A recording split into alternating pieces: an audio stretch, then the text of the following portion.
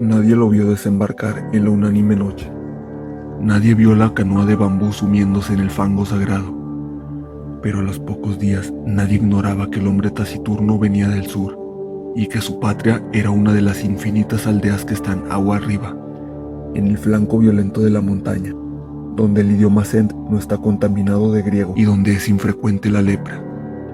Lo cierto es que el hombre gris besó el fango, repechó la ribera sin apartar, probablemente sin sentir las cortaderas que le dilaceraban las carnes, y se arrastró, mareado y ensangrentado, hasta el recinto circular que corona un tigre o un caballo de piedra, que tuvo alguna vez el color del fuego y ahora el de la ceniza. Ese redondel es un templo que devoraron los incendios antiguos, que la selva palúcida ha profanado, y cuyo dios no recibe honor de los hombres. El forastero se tendió bajo el pedestal, lo despertó el sol alto, comprobó sin asombro que las heridas habían cicatrizado, cerró los ojos pálidos y durmió, no por flaqueza de la carne, sino por determinación de la voluntad.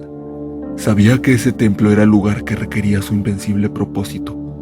Sabía que los árboles incesantes no habían logrado estrangular, río abajo, las ruinas de otro templo propicio, también de dioses incendiados y muertos. Sabía que su inmediata obligación era el sueño. Hacia la medianoche lo despertó el grito inconsolable de un pájaro.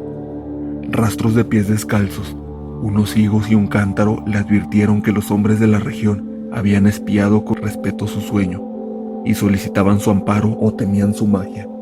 Sintió el frío del miedo y buscó en la muralla dilapidada un nicho sepulcral y se tapó con hojas desconocidas. El propósito que lo guiaba no era imposible, aunque sí sobrenatural.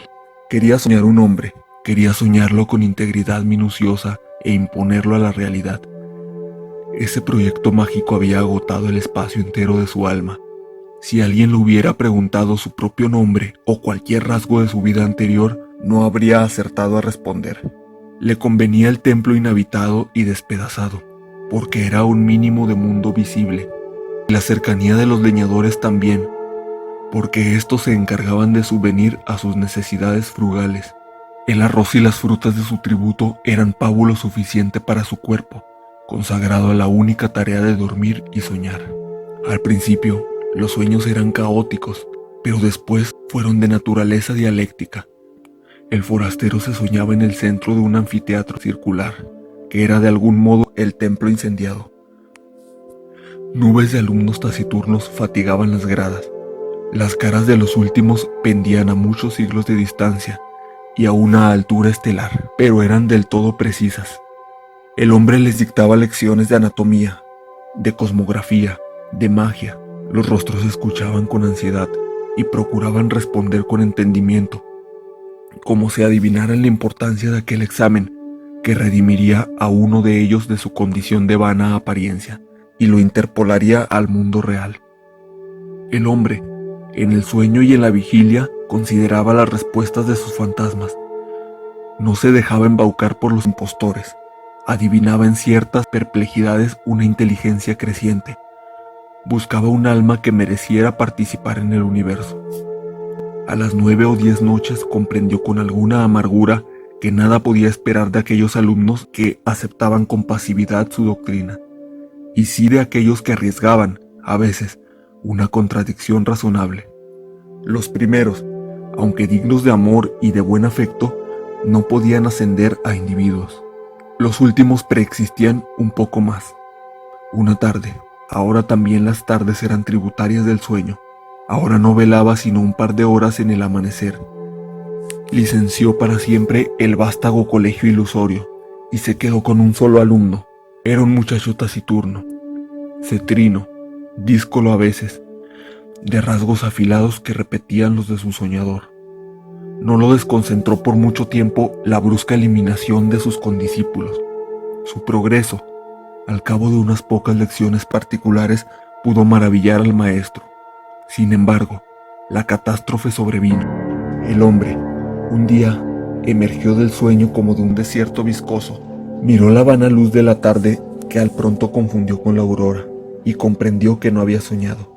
Toda esa noche y todo el día, la intolerable lucidez del insomnio se abatió contra él.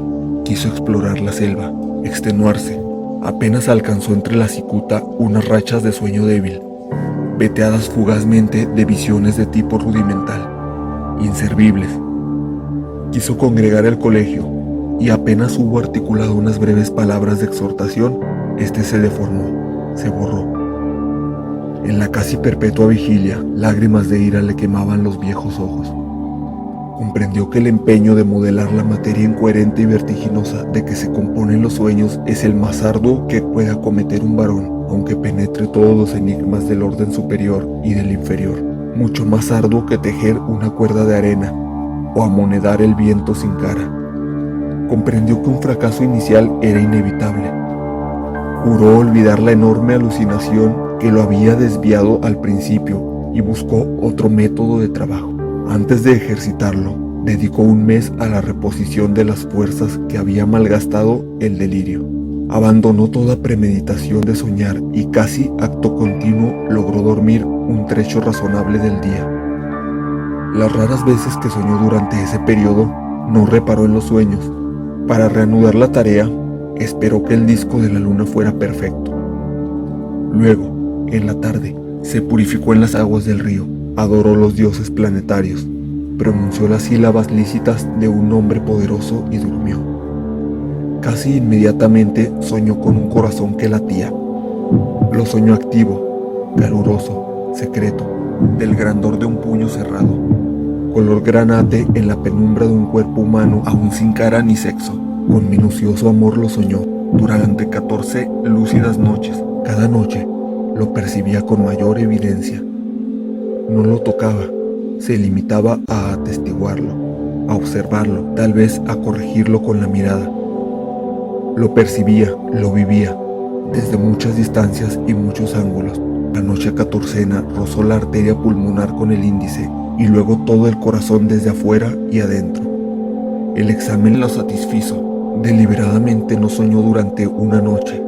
Luego retomó el corazón, invocó el nombre de un planeta y emprendió la visión de otro de los órganos principales. Antes de un año llegó al esqueleto, a los párpados. El pelo innumerable fue tal vez la tarea más difícil. Soñó un hombre íntegro, un mancebo, pero este no se incorporaba, ni hablaba, ni podía abrir los ojos. Noche tras noche, el hombre lo soñaba dormido. En las cosmogonías gnósticas, los demiurgos amasan un rojo Adán que no logra ponerse de pie. Tan inhábil y rudo y elemental como ese Adán de polvo era el Adán de sueño que las noches del mago habían fabricado. Una tarde, el hombre casi destruyó toda su obra, pero se arrepintió. Más le hubiera valido destruirla. Agotados los votos a los númenes de la tierra y del río, se arrojó a los pies del efigie que tal vez era un tigre y tal vez un potro, e imploró su desconocido socorro. Ese crepúsculo soñó con la estatua, la soñó viva, trémula. No era un atroz bastardo de tigre y potro, sino a la vez esas dos criaturas vehementes, y también un toro, una rosa, una tempestad. Ese múltiple dios le reveló que su nombre terrenal era fuego, que en ese templo circular y en otros iguales le habían rendido sacrificios y culto, y que mágicamente animaría al fantasma soñado, de suerte que todas las criaturas, excepto el fuego mismo y el soñador, lo pensaran un hombre de carne y hueso. Le ordenó que una vez instruido en los ritos, lo enviara a otro templo despedazado, cuyas pirámides persisten aguas abajo, para que alguna voz lo glorificara en aquel edificio desierto. En el sueño del hombre que soñaba, el soñado se despertó. El mago ejecutó esas órdenes. Consagró un plazo que finalmente abarcó 2 años a descubrirle los arcanos del universo y del culto del fuego. Íntimamente le dolía apartarse de él. Con el pretexto de la necesidad pedagógica, dilataba cada día las horas dedicadas al sueño. También rehizo el hombro derecho, acaso deficiente.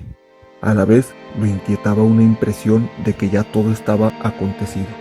En general, sus días eran felices. Al cerrar los ojos pensaba, ahora estaré con mi hijo. O, más raramente, el hijo que he engendrado me espera y no existirá si no voy. Gradualmente, lo fue acostumbrando a la realidad. Una vez le ordenó que embanderara una cumbre lejana. Al otro día flameaba la bandera en la cumbre. Ensayó otros experimentos análogos, cada vez más audaces. Comprendió con cierta amargura que su hijo estaba listo para nacer, y tal vez impaciente. Esa noche lo besó por primera vez y lo envió al otro templo cuyos despojos blanqueaban río abajo, a muchas leguas de inextricable selva. Antes, para que no supiera nunca que era un fantasma, para que se creyera un hombre como los otros, le infundió el olvido total de sus años de aprendizaje. Su victoria y su paz quedaron empañadas de hastío.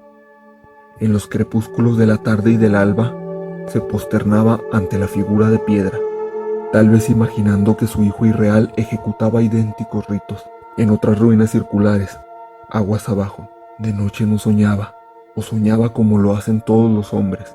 Percibía con cierta palidez los sonidos y formas del universo. El hijo ausente se nutría de esas disminuciones de su alma. El propósito de su vida estaba colmado. El hombre persistió en una suerte de éxtasis. Al cabo de un tiempo que ciertos narradores de historia prefieren computar en años y otros en lustros, lo despertaron dos remeros a medianoche. No pudo ver sus caras, pero le hablaron de un hombre mágico en un templo del norte, capaz de hollar el fuego y de no quemarse. El mago recordó bruscamente las palabras del dios. Recordó que de todas las criaturas que componen el orbe, el fuego era la única que sabía que su hijo era un fantasma. Ese recuerdo, apaciguador al principio, acabó por atormentarlo. Temió que su hijo meditara en ese privilegio anormal y descubriera de algún modo su condición de mero simulacro. No ser un hombre, ser la proyección del sueño de otro hombre. Qué humillación incomparable, qué vértigo. A todo padre le interesan los hijos que ha procreado, que ha permitido. En una mera confusión o felicidad, es natural que el mago temiera por el porvenir de aquel hijo, pensado entraña por entraña y rasgo por rasgo, en 1001 noches secretas. El término de sus cavilaciones fue brusco, pero lo prometieron algunos signos.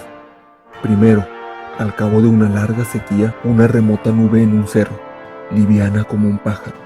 Luego, hacia el sur, el cielo que tenía el color rosado de la encía de los leopardos. Luego las humaredas que derrumbraron el metal de las noches. Después la fuga pánica de las bestias, porque se repitió lo acontecido hace muchos siglos.